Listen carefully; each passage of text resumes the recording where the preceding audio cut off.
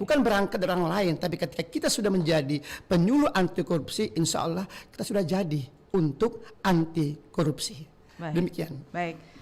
Selanjutnya saya ke Pak Rino. Pak Rino, ini tupoksi Direktorat Pembinaan Peran Serta Masyarakat itu seperti apa saja Pak Rino dari KPK? Kemudian rencana-rencana selain ini ya, mungkin selain penyuluh anti korupsi, mungkin ada rencana lain lagi dari Pembinaan Peran Serta Masyarakat. Pak Rino, silakan. Baik, terima kasih. Assalamualaikum warahmatullahi wabarakatuh. Semangat pagi. Pagi. Jadi saya coba jelaskan dari latar belakangnya dulu ya. Jadi pertama bahwa di KPK itu tahun ini saja, KPK itu kan tugasnya juga salah satunya menerima pengaduan masyarakat.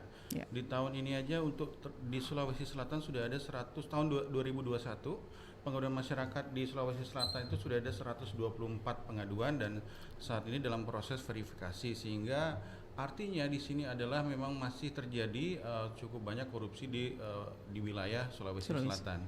Nah, KPK tidak mungkin bekerja sendiri untuk memberantas korupsi. Untuk memberantas korupsi itu KPK butuh peran serta masyarakat, KPK butuh partisipasi dan dukungan masyarakat. Nah, tadi Mas Rofi sampaikan bahwa program pemberantasan korupsi kita adalah melalui Trisula pemberantasan korupsi. Yang pertama tadi penindakan, yang kedua adalah dan ketiga pendidikan masyarakat yaitu dan pencegahan. Nah, di pendidikan masyarakat ini kita membina masyarakat dan mendidik masyarakat agar tidak mau korupsi dan tahu apa itu korupsi. Nah, sedangkan pencegahan itu lebih kepada perbaikan sistem. Untuk pendidikan itu memang harus dilakukan secara kontinu dan masif, sehingga kenapa masif dan kenapa kontinu itu karena memang harus kita ingatkan masyarakat dan khususnya penyelenggara negara itu untuk tidak korupsi dari waktu ke waktu. Tapi hal itu, kegiatan pendidikan itu tidak akan efektif kalau masyarakat tidak turut peran serta dalam pemberantasan korupsi. Jadi memang KPK itu butuh sekali peran serta masyarakat dari berbagai elemen. Nah, tugas di Perma sendiri yaitu Direktorat Pembinaan Peran Serta Masyarakat, kita memang bertugas itu membina masyarakat untuk berperan aktif dalam pemberantasan korupsi.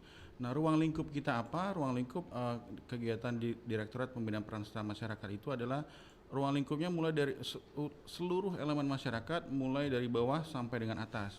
Nah, kita juga ada program Direktorat Pembinaan Peran Serta Masyarakat, yaitu yang melibatkan keluarga. Nah, kita namakan ini program keluarga berintegritas. Ini kita lebih kepada keluarga, suami, pasangan, anak, agar menyadarkan mereka apa itu bahaya korupsi, bahwa korupsi itu ya bisa meluluh lantakkan ketahanan keluarga kalau salah satu pasangan terlibat korupsi, dan kesadar bahwa terkait dengan kalau misalkan pasangan atau orang tua kita atau anak kita punya tiba-tiba datang bawa uang atau HP yang mahal, dan contohnya itu ya, dan kemudian ini sebenarnya gaji ayah saya nggak segede gini sehingga mampu ini. Jadi keluarga sadar sehingga mengingatkan peran bapak atau ibu yang menjadi penyelenggara negara atau ASN agar sadar juga bahwa bahaya juga kalau kita menerima sesuatu yang tidak sesuai dengan peraturan perundangan. Kemudian kita juga libatkan pemuda-pemudi dan organisasi masyarakat. Sebagaimana kita ketahui bahwa mereka ini adalah calon-calon penyelenggara negara, jadi kita harus pupuk nilai-nilai integritas mulai dari saat ini. Kemudian kita memberikan pemahaman untuk inisiatif apabila memang ada tindak pidana korupsi di sekitar, mereka bisa melapor ke KPK. Kemudian juga kita meningkatkan pemahaman tentang tindak pidana korupsi, salah satunya tentang gratifikasi atau suap. Jadi pemuda-pemudi organisasi masyarakat juga punya pengetahuan yang memadai terkait apa itu tindak pidana korupsi. Kemudian masyarakat juga dan pemerintah desa, di mana pemerintahan terkecil itu adalah desa, dana desa yang besar itu tiap tahun disampaikan ke desa. Nah, pemahamannya masyarakat dan pemerintah desa terkait pengelolaan dana desa perlu kita tingkatkan pemahamannya, dan di sini kita programnya adalah Desa Anti Korupsi. Nah, tujuan akhir kita terhadap masyarakat itu adalah dari program di Perma sendiri, bahwa kami ingin agar masyarakat itu sadar bahwa nilai integritas itu sangat-sangat penting. Yang kedua adalah nilai integritas itu dapat diterapkan dalam kehidupan sehari-hari. Yang ketiga, kami punya slogan untuk Direktorat Pembinaan Peran Serta Masyarakat, yaitu lihat lawan laporkan. Jadi kalau masyarakat melihat terjadi tindak pidana korupsi, maksudnya lawan itu dalam arti jangan sampai kita ikut-ikutan. Terus kemudian laporkan ke KPK. Nah, yang terakhir adalah pengetahuan, pemahaman agar masyarakat menyampaikan pengaduan terkait tindak pidana korupsi ke KPK, tapi dengan pengaduan yang berkualitas, didukung data dan informasi yang relevan dan reliable. Jadi itu yang dapat saya sampaikan terkait dengan apa sih yang kita lakukan di Direktorat Pembinaan dan Peran Serta Masyarakat. Gitu. Oke. Nah, berkaitan dengan keberadaan penyuluh anti korupsi ini, Pak Rino, kedepannya kira-kira akan diarahkan kemana nih berkaitan dengan pemberdayaan masyarakat untuk pencegahan korupsi ini? Oke, terima kasih. Jadi sebagaimana kita ketahui bersama bahwa kemarin alhamdulillah teman-teman IPAK Sulsel sudah dikukuhkan oleh Gubernur Sulawesi Selatan dan disaksikan oleh seluruh kepala daerah di Sulawesi Selatan. Intinya sudah ada legitimasi dari pemerintah Provinsi Sulawesi Selatan dan kepala daerah yang lain.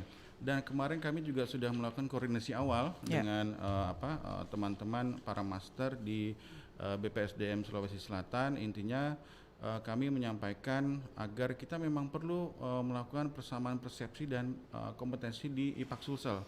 Dan yang penting adalah masyarakat di Sulawesi Selatan juga udah tahu bahwa ada paksi loh di sini, ada penyuluh anti korupsi loh di Sulawesi Selatan. Jadi kami mendorong agar di Pemda IPAK Sulsel juga memberikan informasi kepada, menyebarkanlah informasi di Pemda juga sudah ada penyuluh anti korupsi nih di Sulawesi Selatan dan tersebar di berbagai kabupaten di Sulawesi Selatan, yaitu dengan konteksnya adalah menyampaikan apa itu paksi, terus kemudian IPAK Sulsel itu siapa aja gitu, dan paksi dan KPK itu hubungannya seperti apa gitu, mitra kerjanya seperti apa. Dan di sini kami khususnya dari Direktorat Pembinaan dan Peran Serta Masyarakat mendorong IPAK Sulsel agar membuat program kerja yaitu salah satunya adalah melakukan kolaborasi dengan paksi di daerah dan kementerian dalam hal peningkatan pemahaman terkait dengan anti korupsi. Jadi sebagai contoh sudah ada beberapa penyuluh anti korupsi di tingkat kementerian dan daerah yang sudah melakukan kegiatan pelatihan bersama dengan tema-tema tertentu. Sebagai contoh kemarin tanggal 26 kita melakukan webinar tentang desa anti korupsi dengan tema membangun desa berintegritas. Nah, di situ di mana narasumbernya itu juga penyuluh anti korupsi. Jadi ya itu kami juga mendorong agar program ini bisa dilaksanakan dari kita untuk kita gitu. Nah, kemudian adalah pemahaman tindak pidana korupsi dan program KPK. Itu nanti IPAK Sulsel bisa berkoordinasi secara terus-menerus ke kita. Bagaimana nih agar pemahaman tentang tindak pidana korupsi, bagaimana agar peran serta masyarakat meningkat, kita bisa koordinasi terus bagaimana agar KPK juga nggak mungkin KPK melakukan semuanya itu sendiri. Gitu. Nah, jadi dari sini setelah kita mendorong, kita juga akan berdayakan dalam program kita. Bagaimanapun IPAK Sulsel kalau saya lihat kemarin terdiri dari berbagai macam background pendidikan dan kompetensi. Antara lain apa itu Pak? Dari inspektorat ada, kemudian dari guru madrasah ada. Jadi nanti kita akan berdayakan sesuai dengan kompetensinya gitu. Disisipkan dengan pengetahuan tentang anti korupsi sehingga apa program kita narasumbernya tepat sasaran juga gitu. Jadi kita karena KPK juga nggak mungkin memiliki kompetensi di semua bidang. Jadi kita butuh bantuan dan dukungan dari masyarakat, salah satunya IPAK Sulsel untuk bisa menjadi narasumber dalam program kita gitu. Begitu aja mungkin yang dapat saya sampaikan terkait dengan bagaimana kita mendorong IPAK Sulsel sebagai paksi di Sulawesi Selatan dan rencana pemberdayaan dari KPK kepada teman-teman para master di IPAK Sulsel ini. Terima kasih. Terima kasih Pak Rino, Pak Rofi dan juga Pak Budiman. Ini kita akan masuki sesi berikutnya. Anda yang ingin bergabung sebentar bisa bersama kami. Line telepon di 082133339440 atau bisa juga melalui pesan WhatsApp di nomor yang sama. Kita akan lanjutkan setelah jeda berikut ini. Belum ada Kopi susu 2 Saya kopi hitam ya tante.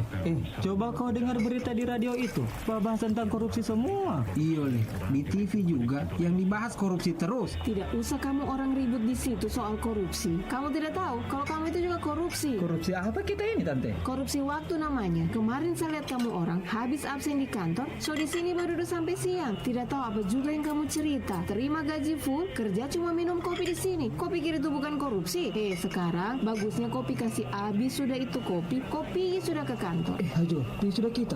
Kau dan kenapa belum pergi? Heran betul tante ini. Kopiku saja belum ada. Bagaimana saya mau pergi?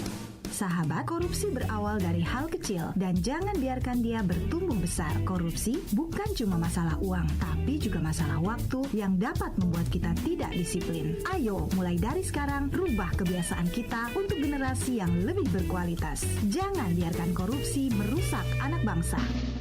Hormat, gerak. Tegak, gerak. Heliani, ngapain juga pakai hormat bendera segala? Macam orang mau ikut upacara saja. Kakak tahu tidak, kalau harga dan nilai dari sehelai merah putih terlalu mahal. Emangnya kenapa? Asal kakak tahu aja, dulu bangsa Indonesia harus berjuang mati-matian untuk merebut kemerdekaan. Banyak nyawa yang melayang demi tegaknya sang merah putih di udara. Jadi, sebagai generasi bangsa, kita harus tetap menghormati merah putih. Hormat, gerak. Tegak, gerak. Tanamkan jiwa dan semangat nasionalisme bagi anak-anak kita sebagai generasi penerus perjuangan bangsa dengan tetap menghormati dan menghargai merah putih.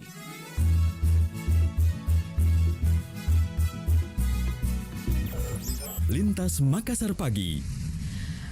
Baik pendengar, kita kembali di Lintas Makassar Pagi dalam sesi dialog Lintas Makassar Pagi sejak pukul 9 dan saat ini sudah bergeser 24 menit dari pukul 9 waktu Indonesia Tengah. Kita masih berbicara tentang pengenalan penyuluh anti korupsi dan juga pemberdayaan peran serta masyarakat dalam pemberantasan korupsi. Tadi Pak Rofi dari LSP ya, KPK ini sudah menyampaikan uraiannya, kemudian Pak Rino juga, ada Pak Budiman. Dan untuk Anda kita buka sesi interaktif sekarang di 0821-3333-9440. Jadi sambil menantikan penelpon kita ini, Bapak-Bapak, saya tadi pada pukul 7 sudah membuka sesi opini publik ya. Sudah yang menelpon, kita angkat dulu ya. Halo, selamat pagi. Sayang sekali terputus, silakan mencoba kembali di 0821-3333-9440. Salah satu penelpon kami pagi tadi ini Pak Fauzi di Goa ya. Ini penyuluhan dilakukan kepada siapa? Karena pada umumnya yang melakukan tindak pidana korupsi itu adalah pejabat. Kalau misalnya masyarakat biasa seperti guru atau bahkan dari LSM sekalipun, itu nggak mungkin bisa meluruskan perilaku pejabat ya, karena secara pejabat itu kan punya kekuasaan pada jabatannya. Ini nanti mohon tanggapannya dari bapak-bapak yang ada di sini. Kita terima penelpon terlebih dahulu. Assalamualaikum, selamat pagi. Halo, Assalamualaikum. Waalaikumsalam warahmatullahi wabarakatuh. Dengan Bapak siapa Pak, di mana? Selamat pagi, dengan Anggi, Mbak El. Pak Anggi di Makassar, Pak Makassar. ya? Siap. Ya. Silakan Pak Anggi. Ya, ini saya lagi bicara sama para narasumber ya. Iya, silakan Pak. Oke, begini Pak, yang saya mau tanyakan ya. Itu pejabat, mereka kan punya agama Pak, betul tidak Pak? Betul. Ya, betul. Ya, dua, mereka tahu kan kalau korupsi itu dilarang sama agama, ya. Dan kemudian juga mereka masuk politik, sudah tahu tuh politik itu kotor, kasar, masih masuk juga. Kira-kira menurut Bapak itu apakah harus diberi penyuluhan lagi? Tolong jawab Pak, ya. Karena dalam agama itu sudah dilarang korupsi. Buat apa kasih penyuluhan? Dan mereka yang jadi pejabat, walaupun dia pengusaha apa, dia nyogok ke pejabat supaya usahanya itu lancar, itu masuk penyimpangan juga, dan mereka sudah tidak perlu diberi penyuluhan Pak, karena mereka itu sengaja sudah tahu itu korupsi dilarang, udah melanggar hukum, melanggar agama, masih juga dia langgar. Nah sekarang begini Pak, mohon maaf kalau saya kasar ini Pak, kalau dibentuk badan penyuluhan berapa gaji badan penyuluhan? Berapa lagi harus warga rakyat Indonesia mau akan bayar pajak untuk gaji mereka, Pak? Apakah ini Indonesia harus acuran, Pak? Sekarang saja ini rakyat lagi susah, Pak. Cari kerjanya susah, makannya susah, ya Pak ya. Jadi menurut saya sangat tidak setuju. Karena mereka tuh orang tua semua, mereka udah berpendidikan, yang pejabat itu udah pendidikan semua. Ada yang masuk dari pejabat S1 tidak tahu ambil di mana S1-nya, S2-nya juga tidak tahu, membahas Inggris saja tidak betul apa gitu.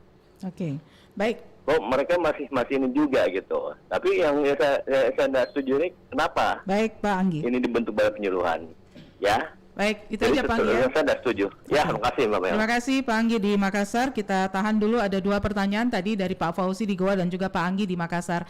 Kira-kira yang mau merespon ke Pak Fauzi ini siapa nih? Penyuluhannya kepada siapa? Penyuluhnya siapa itu? Silakan Pak Rofi ya. Oke, terima kasih Ibu Meliani. Terima kasih atas tanggapan dari Pak Fauzi di Goa dan Pak Anggi di Makassar. Sebenarnya untuk yang namanya penyuluhan anti korupsi ini adalah salah satu strategi dari KPK dalam bidang edukasi. Jadi banyak strategi yang akan kita terapkan. Jadi tidak hanya melulu melaksanakan penyuluhan, tapi juga ada yang namanya penindakan dan juga pencegahan. Adapun sasaran kelompoknya kita sesuaikan. Jadi intinya begini Bapak Ibu sekalian yang ada di Makassar dan dimanapun yang mendengar siaran ini, bahwa strategi pemberantasan korupsi kita ini kita ingin membuat sesuatu yang sangat masif. Baik itu ada penindakannya, ada pencegahannya, dan ada edukasinya. Ketika ini semua berjalan secara sinergi, maka kita yakin bersama-sama dengan masyarakat bahwa korupsi itu akan segera hilang. Dan bagaimana dengan para pejabat? Bagi para pejabat yang memang sudah menjabat, ya, kita lakukan penyuluhan, tapi juga kita melakukan pendampingan untuk program pencegahan, dan kita juga melaksanakan penindakan, gitu Pak. Jadi ini bukan program yang bukan program yang terpisah-pisah, tapi program yang saling bersinergi, gitu. Dengan dikuatkan dengan penyuluhan, diingatkan dengan pencegahan, dan ditangkap ketika dia bersalah, begitu Pak. Jadi kalau tadi dikatakan penyuluhan ke siapa, terus yang pejabat bagaimana? Jadi di sini para penyuluh anti korupsi yang ada di Sulawesi Selatan itu ada 84 orang sampai saat ini. Dan kami juga mengajak para rekan-rekan masyarakat untuk bergabung. Dan ini bisa bergerak sesuai dengan tupoksinya, sesuai dengan perannya masing-masing. Bagi guru silakan menyampaikan nilai-nilai anti korupsi di sekolahnya, di lingkungan masyarakatnya. Bagi BPSDM silakan widya suara kepada anak-anak di diklatnya dan seterusnya begitu. Terus kalau tadi Pak Anggi menyatakan tidak setuju bahwa ada pendirian badan penyuluhan dan digaji, maka kami informasikan Pak, ini adalah program voluntary, program kesukarelaan. Tidak ada gaji di sini Pak. Tapi ini adalah peran masyarakat untuk bersama-sama memberantas korupsi. Kita lakukan sesuai dengan tusi kita masing-masing, sesuai dengan peran kita. Bapak sebagai guru, maka mari kita ajarkan kepada anak-anak didik kita untuk tidak melakukan korupsi tentang kejujuran. Bapak sebagai misalkan pejabat, mari ajak masyarakat, ajak yang namanya rekan kerjanya untuk tidak melakukan korupsi. Siapapun Bapak, dimanapun tempat Bapak, apapun perannya, ikut gerakan anti korupsi. Demikian dari saya. Oke, ke Pak Budiman mungkin ada yang ingin ditambahkan Pak Budiman? Ya, terima kasih. Bicara tentang siapa yang mau dihadapi, kami menyebut dengan kata kelompok sasaran. Kelompok sasaran itu bisa siswa, bisa mahasiswa, guru, kepala sekolah, PNS, masyarakat, bahkan sampai pejabat. Sesuai profesi dari si penyuluh itu ya? Benar sekali. Jadi kalau misalkan siswa dan mahasiswa, tentunya yang diberikan ya pendidikan anti korupsi, implementasi tentang pendidikan anti korupsi dalam kehidupan sehari-hari. Kalau guru, kepala sekolah, kami akan berikan tentang BIMTEK, pendidikan anti korupsi. Harapannya dia akan menjadi contoh teladan buat peserta didiknya. Untuk PNS, ya tentunya berikan sosialisasi tentang pentingnya menghindari korupsi dalam kehidupan sehari-hari. Harapannya dalam pejabat, dia paham tentang delik-delik tindak pidana korupsi. Mereka tidak gratifikasi, mereka tidak menyuap, tidak melakukan konflik kepentingan, dan seterusnya. Kalau masyarakat, ya harapannya diberikan pemahaman untuk hidup dan berkehidupan untuk selalu berintegritas. Seperti itu tambahannya, Mas. Oke. Pak Rino? Ya. Oke, saya singkat aja, mungkin sudah banyak dibahas dari dua narasumber lainnya. Jadi Intinya tadi ada 2 kelompok masyarakat, intinya yang pertama pejabat dan kedua elemen masyarakat ya. Untuk pejabat atau penyelenggara negara atau ASN, kita sasarannya agar mereka tidak korupsi. Bahwa ini loh bahaya korupsi itu apa bagi diri sendiri, bagi keluarga dan bagi karir dan bagi masa depan, itu bahayanya gitu. Nah, bagi masyarakat kita tujuannya memberikan tadi, menyampaikan pemahaman apa itu korupsi dan kalau melihat korupsi lawan dan laporkan. Itu tujuannya, jadi memang berbeda untuk masing-masing elemen di masyarakat kita. Kemudian untuk Pak Anggi dari Makassar, ini tadi yang terkait dengan membuat masing-masing sudah paham, sudah cukup dewasa lah untuk mengerti bahwa korupsi itu dilarang dalam agama bahkan. Jadi masyarakat menyadari peran dia dalam society itu sebagai apa gitu. Nah, kemudian untuk tadi badan penyuluh ya. Jadi Pak Anggi dapat saya sampaikan ini bukan badan dan tolong bedakan antara badan dan ikatan tadi. Kalau badan mungkin itu adalah salah satu SKPD misalnya contohnya yang perlu gedung, perlu mobil dinas, perlu anggaran. Ini enggak, ini ikatan, murni ikatan. Jadi di mana seperti Pak Rofi sampaikan tadi, ini adalah ikatan orang-orang yang peduli. Peduli dengan lingkungan kerjanya, peduli dengan masyarakat, peduli dengan wilayahnya, bahwa saya ingin wilayah saya itu korupsinya dapat diminimalisir semaksimal mungkin gitu. Dan mereka juga melakukan ini dengan niat baik dan tanpa berharap ada tambahan penghasilan gitu loh. Jadi jangan berpikir bahwa teman-teman Paksi ini, orang-orang yang baik ini bergabung di ikatan penyuluh anti korupsi Sulsel itu berharap nanti saya akan dapat penghasilan tambahan yang sangat lumayan. Enggak, mereka ini melakukan dengan free, yaitu dengan niat baik, peduli dengan lingkungan masyarakat di sekitarnya, di wilayah tempat mereka berada. Jadi ya memang sesuai dengan kompetensinya. Jadi kita jangan pikirkan dulu bahwa ini pemborosan keuangan negara, karena ini sama sekali tidak pakai anggaran. Berarti pelaksanaan diklatnya kan tadi ada diklat 5 hari, ada pelatihan segala macam, kemudian pemberian sertifikasi itu tidak ada biaya sama sekali dari KPK atau pemerintah. Kalau untuk itu mau dibedakan dulu, ada pembentukan penyuluh, ada program kegiatan. Gitu. Kalau untuk program pembentukan penyuluh itu biaya dari KPK. Gitu, memang nanti Pak Rofi menyampaikan prosedur pendaftaran seperti apa, program penyuluh anti Nah, inilah yang sulit itu kan niat dari masyarakat, saya pengen jadi penyuluh gitu loh. Nah, kan kalau anggaran ya tentu saja kita semua biaya dari KPK, tapi tujuan dari teman-teman penyuluh itu adalah biar saya dapat sertifikasi, dapat pendidikan dari KPK, terus saya bisa menyebarkan hasil yang saya dapat itu ke masyarakat, berguna bagi masyarakat di wilayah penyuluh anti korupsi itu. Agak-agak ini sih kalau saya mewakili masyarakat ya, misalnya agak-agak too good to be true itu ya, karena hari gini ya minyak saja kita antri gitu ya, solar aja kita antri, gimana ada frame. Tapi kita sebentar satukan itu, kita terima dulu penelpon berikut ini. Oke, silakan mencoba kembali di 082133394440 berkaitan dengan, sebentar kita terima kembali. Halo, selamat pagi. Selamat pagi. Baik, dengan Bapak siapa Pak, di mana? Pak Usman di Parantambun. Pak Usman, silakan Pak Usman. Ya, pagi Pak narasumber. Pagi Kalau Pak. mau ini penyuluh, saya rasa sistem pemilihnya dulu dirubah Pak. Kalau zaman sekarang ini calon Pak Desa saja Pak, sudah ratusan juta habis uangnya, belum kepala desa. Bupati saja Pak, habis uangnya 25 sampai 30 miliar Pak. Ini menurut Menteri Dalam Negeri ini Pak. Belum gubernur. Jadi apapun namanya ini saya susah Pak kalau sistem tidak dirubah. Apalagi penyuluh ada gajinya. Sedangkan PRT, RW ada gajinya. Mana mungkin dia bisa terobos pejabat. Itu aja Pak, terima kasih. Baik, terima kasih Pak Usman di Parangtambung ya. Berkaitan juga tentang melaporkan ini Pak Rino ya. Ada penelpon kita tadi di sesi opini publik itu menyampaikan pada tahun 2020 KPK kan punya aplikasi Jaga ya untuk bansos. Itu kan banyak sekali laporan yang masuk, tapi ternyata aparat penegak hukum KPK dan kawan-kawan itu tidak terlalu cepat responnya. Begitu direspon ternyata tidak ada efek jera. Misalnya hukumannya sekian, hukumannya tidak terlalu membekas seperti itu ya. Nah, ini nanti bisa diberi penjelasan juga kembali kepada masyarakat. Saya izin terima satu penelpon lagi. Ya, silakan satu penelpon yang terakhir ya, karena kita akan bahas ini sampai penghujung acara. Silakan di 0821 3333 9440. Halo, selamat pagi. Selamat pagi, Mbak. Selamat pagi, silakan dengan Wibi. Pak Wibi di Makassar, Pak ya.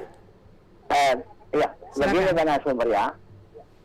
Kalau masyarakat disuruh melaporkan, tentu harus ada bukti. Nah, ini kalau yang dilaporkan, yang melaporkan itu rakyat kecil, yang sedang dilaporkan itu pejabat gede, aku takut, Pak. Lagi pula kalau dilaporkan, dihukum, hukumannya berapa sih untuk para koruptor? Maka mereka tidak kapok karena hukumannya ringan. Jangan dihukum. Tidak pernah ada sama sekali koruptor yang dipukul. Tidak ada pencuri ayam, pencuri sandal. Ini yang tidak adil di negara kita. Hukuman untuk para koruptor ringan. Ruang penjaranya bagus, mewah, penuh dengan peralatan rumah tangga, terang benderang, buat sekat nyamuk tidak bisa masuk. Tapi kalau pencuri ayam, pencuri sandal, aduh kasihan, Pak. Jadi saya harapkan untuk menghindari atau mengurangi koruptor, bukan membasmi koruptor di Indonesia, ada hukumannya, Pak. Faktor hukuman ini yang penting. Coba kalau mereka hukum mati, pasti akan kurang koruptor. Tapi sayangnya ada HAM. Nah, ini HAM itu akan surga bagi para koruptor. Terima kasih. Baik, terima kasih Pak Wibi di Makassar. Tadi ada Pak Nasir Ancong juga tentang hukuman. Kalau hukuman Pak Nasir Ancong di Tanah Toraja ya. Tentang hukuman itu sebaiknya misalnya korupsi 1 miliar hukumannya 10 kali lipat, ganti 10 miliar. Kalau nggak bisa gitu, korupsi di atas 1M, hukuman mati, di bawah 1M potong tangan, seperti itu ya. Ini hukumannya yang diperberat. Nah, kita simpulkan saja pada 2 poin tadi ya. Untuk Pak Usman di Parangtambung, sistem yang menjadi ladang korupsi ini harusnya diganti, sistem pemilu. Sekarang ini RT/RW bahkan ada pemilu raya ya, RT/RW pakai pemilu juga. Kemudian ada Pak Wibi di Makassar tadi, rakyat kecil itu nggak punya kekuasaan melaporkan, pejabat yang punya kuasa, akhirnya kalaupun nanti terbukti korupsi, hukumannya ringan, nggak ada efek jerah. Gimana nih? Siapa yang ikut? Oke, Pak Rino silakan. Oke, terima kasih. Tadi yang pertama dari Pak Usman di ya, Parangtambung tentang biaya pemilihan tinggi gitu ya. Sebenarnya kalau KPK untuk terkait dengan pemilihan kepala daerah, ya kita juga memberikan induksi istilahnya, induksi bagaimana agar tidak korupsi, terus kemudian juga, tapi yang paling penting ya saya juga bagian dari masyarakat juga ya, bagaimana kita memilihnya juga gitu. Ya memang kami bingung ini semua orang berlomba-lomba jadi kepala daerah, jadi semua pertama tergantung niat dari kepala daerahnya sendiri. Dia menjadi kepala daerah untuk melanjutkan dinasti atau yang kedua untuk memperoleh untuk dirinya sendiri dan bagi kelompok-kelompoknya, atau memang tujuannya baik. Tapi kita jangan terlalu negative thinking kepada seluruh kepala daerah. Ada juga kepala daerah yang memang niatnya membangun gitu. Tapi lagi-lagi cobalah kembalikan ke diri kita masing-masing. Kadang-kadang tergantung bagaimana kita memilihnya. Kalau kita memilih si A terus kita korupsi, terus kemudian apakah siapa mau kita salahkan? Kita jangan salahkan siapa-siapa gitu. Itu hak kita untuk memilih. Memang tergantung pada saat yang beliau menjabat bagaimana nih visi misinya. Jadi kita memang pada saat pemilihan harus clear masyarakat. Kan kita ada organisasi masyarakat ya, LSM, terus organisasi terkait pemilu. Kita minta masyarakat mungkin melalui perwakilan dari KPUD misalkan, oke, kami ingin dengar dong visi misinya realnya seperti apa. Misalkan seorang incumbent maju, ya kita kumpulkan datanya, terus pertanyakan ke incumbent itu, kemarin pada saat itu Anda maju, Anda janji ini, sekarang realisasinya seperti apa. Jadi kita jangan menyerah terhadap situasi yang ada. Kita memang harus punya inisiatif sendiri ataupun melalui organisasi di masyarakat ataupun lembaga pemerintahan. Kita ingin ini misalkan konstituennya adalah dari desa atau kebanyakan di lurah ini. Kami ingin tahu nih selama 5 tahun ini dikerjakan apa gitu. Jadi masyarakat ini harus cerdas juga ya, lihat rekam jejaknya, lihat banyak hal ya visi misi. Untuk ini KPK bersedia, kami juga menerima masukan dari masyarakat bagaimana profil dari kepala daerah itu, sehingga nanti kami juga contohnya kami di pencegahan kami tampilkan harta kekayaan calon kepala daerah itu kami tampilkan. Jadi masyarakat bisa lihat yang incumbent pada saat awal menjabat dia berapa hartanya. Kemudian pada saat sudah 5 tahun berapa hartanya. Jadi kan masyarakat bisa lihat misalnya seorang bupati lah, seorang bupati rata-rata gaji penghasilan plus honor itu sekitar 150 sampai 200 paling tinggi ya. Terus kemudian dilihat dia peroleh harta apa aja sih selama dia menjabat. Nah, kemudian lihat mungkin nggak sih ini dikurangi dengan biaya-biaya beliau yang kepala daerah itu. Jadi bisa disimpulkan, oke, saya kayaknya kurang yakin dia karena kemarin pada saat menjabat nilai hartanya luar biasa tinggi gitu. Kemudian bisa dilihat dengan lifestyle-nya kepala daerah itu dan keluarganya, lifestyle-nya. Sebelum menjabat mungkin mereka sosialnya tinggi, sederhana. Mungkin setelah menjabat berbeda gitu. Masyarakat kan bisa nilai itu gitu.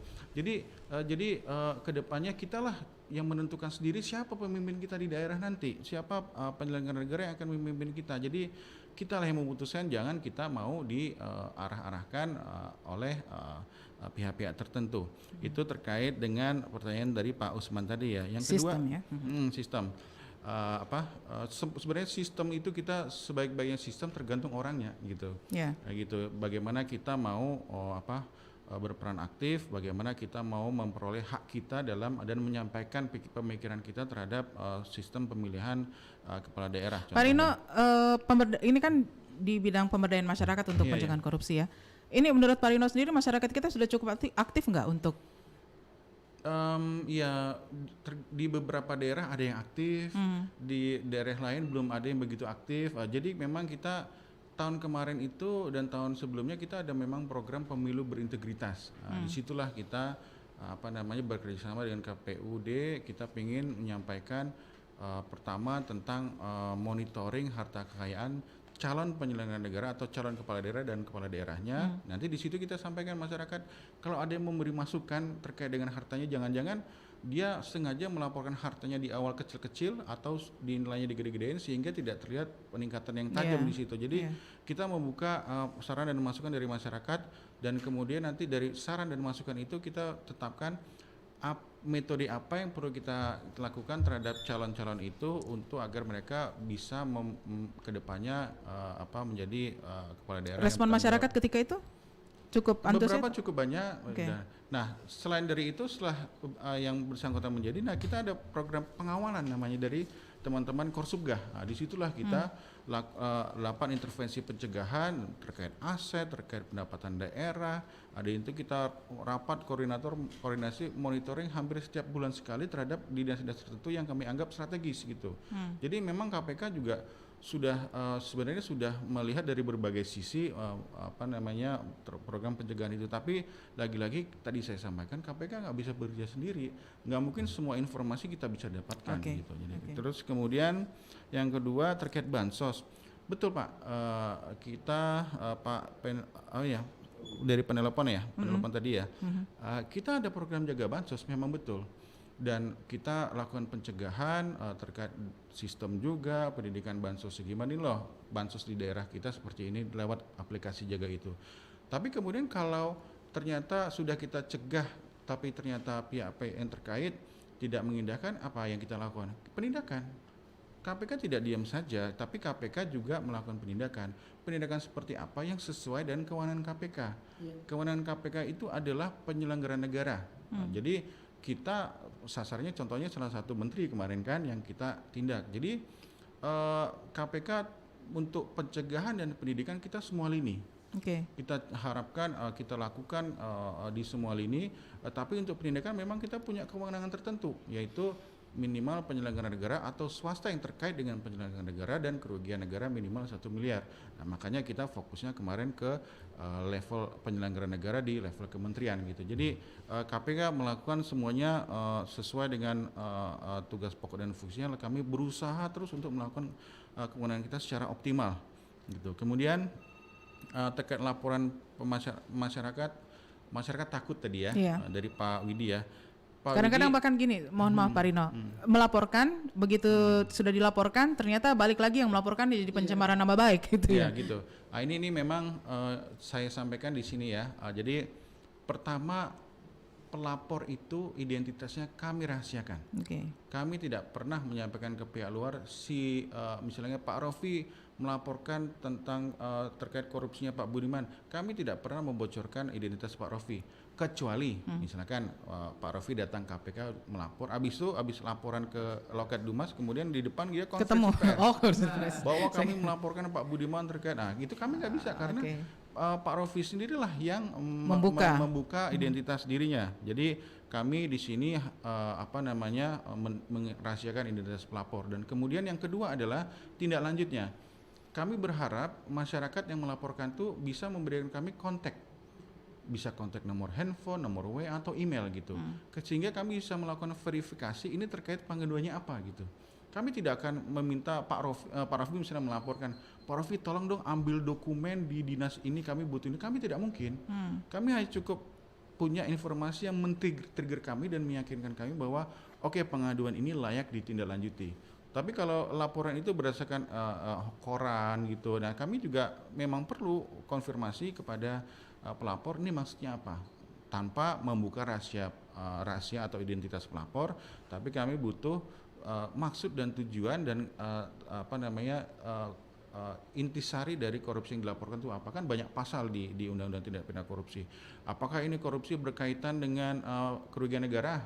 Apakah ini korupsi yang berkaitan dengan gratifikasi?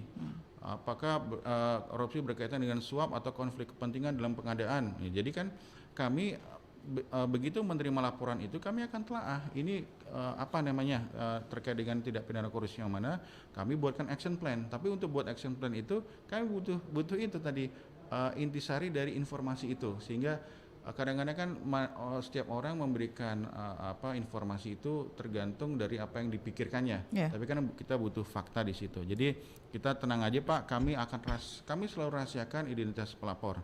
Kemudian hukuman ya tadi, menurut Bapak hukumannya ringan bahwa tidak memberi efek jerah ya. Tidak memberikan efek jerah. Memang betul.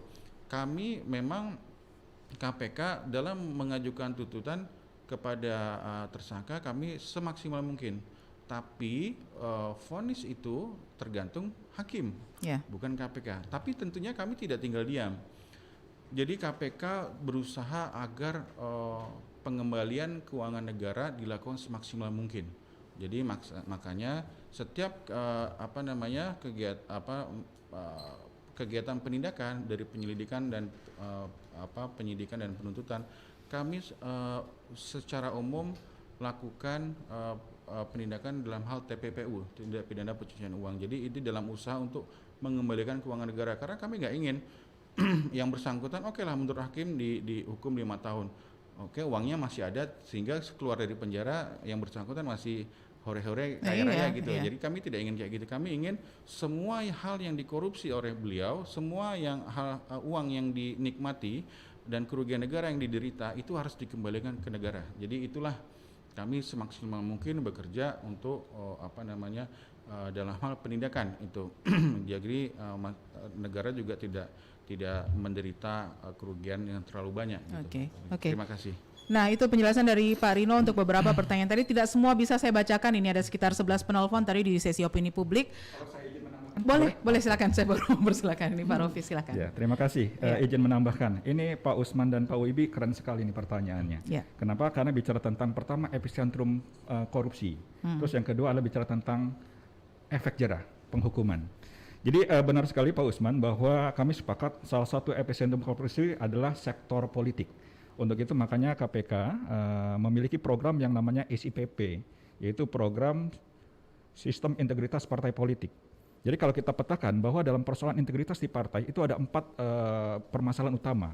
Yang pertama adalah banyak sekali partai politik yang tidak memiliki kode etik. Jadi ketiadaan standar etik partai. Terus yang kedua adalah problematika kaderisasi dan rekrutmennya. Lalu yang ketiga, problematika pendanaan parpol. Nah ini, terutama pendanaan parpol. Dan yang keempat biasanya adalah tantangan demokrasi di internal. Karena itu KPK mengeluarkan program yang namanya Sistem Integritas Partai Politik. Terkait dengan kode etik, di mana parpol kita memaksa memiliki dokumen etika parpol. Terus ada lembaga penegak etikanya. ada sistem pengaduan atau whistleblower-nya, dan tentunya ada pengaturan konflik kepentingan. Itu di Indonesia ada Pak ya? Ada. Parpolnya? Ya. Di dalam parpolnya belum ada tuh. Nah, belum ternyata ketika kami melakukan itu ke beberapa parpol, ada yang tidak gitu. Nah itu, makanya kita ingin membuat sesuatu yang standar gitu ya. Kami menyarankan kepada partai politik itu harus memiliki kode etik gitu. Terus yang kedua, terkait dengan kaderisasi. Banyak sekali partai politik yang akhirnya tidak mengkader gitu program. Ketika ada orang terkenal, maka dia yang akhirnya nanti tiba-tiba dijadikan didukung untuk menjadi kepala daerah gitu. Jadi tidak ada sistem kaderisasinya. Makanya di program kami di sistem integritas partai politik ada yang namanya kelas PCB, kelas politik cerdas berintegritas.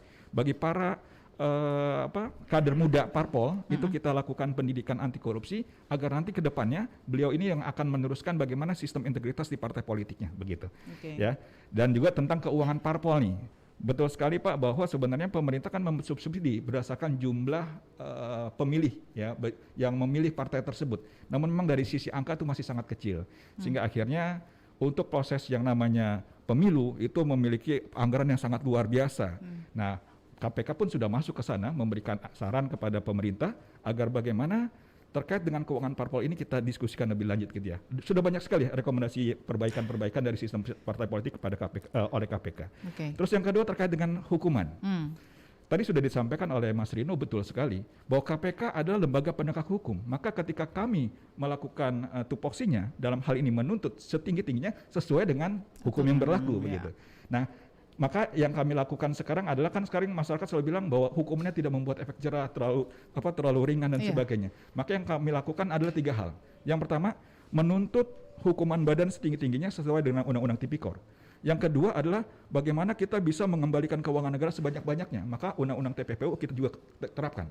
Dan yang ketiga nih, ini terobosan hukum yang dilakukan oleh KPK adalah kami menuntut jikalau yang namanya terdakwanya ini adalah pejabat negara yang dipilih berdasarkan partai politik, maka kami menuntut kepada hakim untuk mencabut hak politisnya. 3 hal ini. 3 hal ini yang mudah-mudahan membuat efek jerah. Yang pertama adalah hukuman badan, yang kedua kita usahakan kita miskinkan, dan yang ketiga hak politiknya dicabut. Demikian tambahan. Dan itu sepertinya sudah diterapkan pada mantan Gubernur Sulawesi Selatan kemarin ya. Saya ke Pak Budiman dulu, ini berhubung waktu kita sangat sempit sekali. Pak Budiman, ada yang ingin ditambahkan kan? Terutama untuk pemikiran bahwa penyuluh anti korupsi ini seperti apa ya? Seperti sesuatu yang masih di awang-awang dan kayaknya impossible gitu untuk orang bekerja tanpa dibayar, tapi dengan risiko yang cukup besar ini Pak. Ya, terima kasih. Justru saya ingin mengajak kita semua, mari kita rapatkan barisan untuk jujur, peduli, bertanggung jawab, kerja keras, sederhana, berani, adil dan sabar. Itu semua merupakan nilai integritas yang kami miliki, yang kami akan implementasikan dalam kehidupan sehari-hari. Artinya ketika kita semua, siapapun itu, karena kalau bicara tentang menyampaikan kebenaran, itu kan semua bisa. Pak Ustaz menyampaikan kebenaran, Pak Pandita menyampaikan kebenaran, tetapi kami para penyuluh juga menyampaikan kebenaran, tapi kami disebut tersertifikasi oleh LSP KPK. Kami mendaftarnya gratis, kami kerja volunteer, kerja sukarela. Jadi saya justru ingin mengajak teman-teman, siapapun kita, ayo menjadi penyuluh anti korupsi. Paling tidak kita sudah menyatakan diri bahwa saya ini mau berbuat yang terbaik untuk diriku, keluargaku, masyarakatku, dan bangsaku. Baik Pak Budiman, saya anggap itu sebagai closing statement. Pak Rino yang terakhir silakan. Ya, intinya kami mengapresiasi apa yang sudah dilakukan penyuluh anti korupsi di Sulsel dan membentuk ikatan penyuluh anti korupsi Sulsel. Kami berharap kami dapat melakukan kolaborasi ke depannya dengan teman-teman Impact Sulsel, dan intinya jangan pernah ragu untuk kontak dengan kita Pak Budiman dalam rangka menjalankan program KPK khususnya di wilayah daerah Sulawesi Selatan. Itu aja yang dapat saya sampaikan Mbak, cukup. Baik, Pak Rofi, silakan Pak Rofi. Ya, terima kasih. Terakhir kami informasikan bahwa sudah ada 2.281 penyuluh anti korupsi seluruh Indonesia. Terdapat di 34 provinsi, tergabung dalam 40 forum paksi, baik itu regional maupun asosiasi. Nah, terakhir mungkin saya bentuknya pantun mungkin ya ajakannya ya. Olahraga pagi di lapangan Karebosi. Karebosi. Saya ulang ya. olahraga pagi di lapangan Kerbosi. Setelah itu, makan pisang keju. Ayo bergabung sebagai penyuluh anti korupsi untuk mewujudkan Indonesia maju. Ini sesuai dengan visi KPK, yaitu bersama masyarakat menurunkan tingkat korupsi untuk mewujudkan Indonesia maju. Baik. Terima kasih semua bapak-bapak yang sudah hadir pagi hari ini, Pak Rofi, Pak Rino, dan juga Pak Budiman. Sukses terus untuk program penyuluh anti korupsi di Sulawesi Selatan khususnya dan juga di seluruh wilayah Indonesia. Amin. Assalamualaikum, selamat pagi bapak-bapak. Waalaikumsalam warahmatullahi wabarakatuh. Semangat pagi. Baik, pendengar, demikian dialog Lintas Makassar pagi untuk edisi hari ini. Kita berbicara tentang penyuluh anti korupsi yang merupakan binaan dari Divisi Pencegahan dari Komisi Pemberantasan Korupsi KPK Republik Indonesia. Korupsi dikenal sebagai kejahatan luar biasa atau extraordinary crime, dan ternyata juga harus luar biasa juga ya usaha atau effort yang dilakukan oleh KPK dalam melakukan pemberantasan korupsi. Ada 3 poin tadi yang sempat saya catat. Itu adalah penindakan, itu membuat pelaku korupsi itu takut, koruptor takut. Kemudian pencegahan, membuat pelaku korupsi itu tidak bisa melakukan korupsinya, dan pendidikan membuat pelaku korupsi tidak ingin melakukan korupsi. Mudah-mudahan berjalan dengan lancar. Saya Melani Ahmad. Terima kasih kebersamaannya. Assalamualaikum warahmatullahi wabarakatuh. Hey, perkenalkan, saya Bang Tikor, abang anti korupsi. Saya ditugaskan untuk memberantas segala tindak korupsi, dari yang terkecil sampai yang terbesar. Bang Tikor datang, korupsi hilang. J, ada bos perusahaan sebelah minta bikinin event 17 Agustus. Duitnya 10 juta, lo olah ya. Wits, bisa nih dimainin dulu. Handphone baru lagi. Hei, itu korupsi. Wah, komputer sayang banget nih gak kepake. Lagian orang-orang kantor juga pada tua, pasti gak ngerti dengan teknologi canggih kayak gini. Gue bawa pulang aja deh. Mau kemana? Korupsi nih. Duh, lama banget jam 5. Udah ada janji berantem sama si Baby. Mumpung gak ada bos, cabut dulu lah. Eits, itu namanya korupsi. Ayo, bantu Bang Tikor jadi bagian pasukan anti korupsi. Ingat, Bang Tikor datang, korupsi hilang. 94,4 FM Pro 1 RRI Makassar. Lintas Makassar Siang.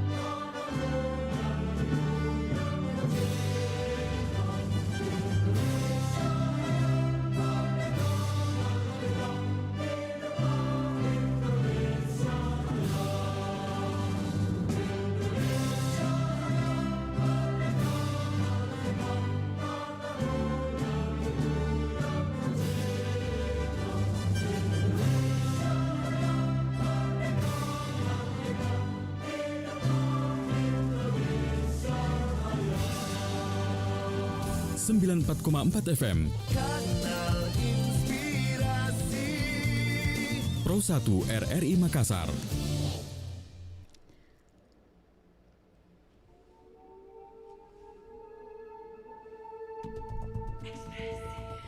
Pendengar Pro 1 dimanapun Anda berada, pukul 10 waktu Indonesia Tengah. Sebentar kita akan mendengarkan lintas informasi Sulawesi Selatan pagi hari ini pada pukul 10 siang hari ini pada pukul 10 lebih 15 menit waktu Indonesia Tengah. Sementara itu update informasi untuk Anda yang saat ini sedang menyimak siaran kami. Rapat Ru'yatul Hilal ya. Penentuan 1 Ramadan 1443 Hijriah itu akan dilangsungkan di kesempatan sore hari nanti oleh Kementerian Agama Republik Indonesia. Bagaimana perkembangannya kami akan update terus di sepanjang siaran kami di Pro 1 RRI Makassar.